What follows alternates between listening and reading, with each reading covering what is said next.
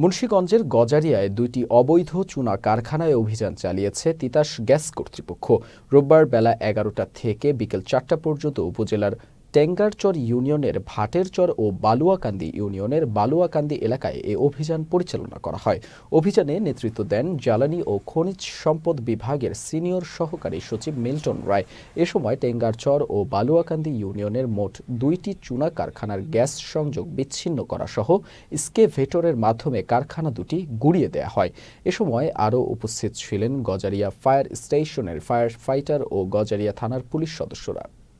আজকে এই গজারিয়াতে ভাটেরচর এবং বালুয়াকান্দি দুইটি চুনের ফ্যাক্টরি বলি বা চুনের ভাট্টি, এগুলো আমরা উচ্ছেদ করেছি, একেবারে গুঁড়িয়ে দেওয়া হয়েছে। আপনারা দেখতে পাচ্ছেন যে এক্সকাভেটর দিয়ে গুঁড়িয়ে দিয়েছি। আমরা তাৎক্ষণিকভাবে কাউকে না পাওয়ায় কোনোরূপ মোবাইল কোর্টের মাধ্যমে দণ্ড আরোপ করা যায়নি।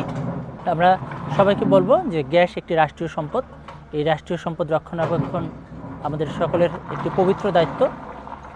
তো এই অবৈধ যারা আছে তারা যাতে অবৈধভাবে গ্যাস সংযোগ ব্যবহার করতে না পারে সে বিষয়ে সবাইকে সচেতন হওয়ার জন্য অনুরোধ করি।